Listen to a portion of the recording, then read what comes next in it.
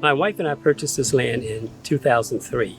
In 2013, I think I was in encountered with Virginia State University, and then I started to build a pasture because I knew I was going to raise some farm animals. The first thing that came to mind were cattle, but then knowing that there was a growing demand for a goat, I changed my fencing to satisfy goats being present.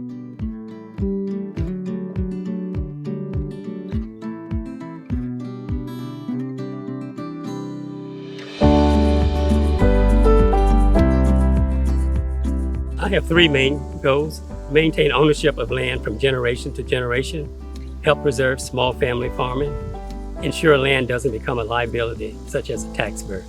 My main revenue sources on this farm will be goat meat.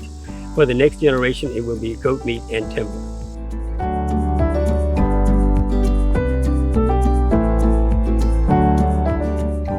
The first time I heard about Silvopasture was here on the farm, and I was introduced to it by a Virginia State University representative that told me about the Virginia Tech Silvopasture program.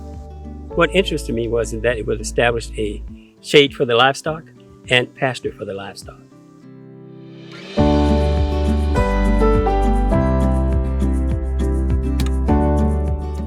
So we set out to establish two pastures. We fenced off the first pasture, which I consider to be the winter pasture. And in that, I do have a lot of grasses, and with goats grazing close to the ground is where they encounter parasites, and that's real difficulty.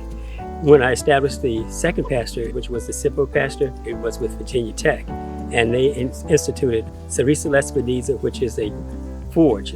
Sericea lespedeza did have some medicinal assets in order to help with parasites within goats and sheep. That one is a grass that grows high from the ground. The goats actually forage higher off the ground, which also helps with the parasites.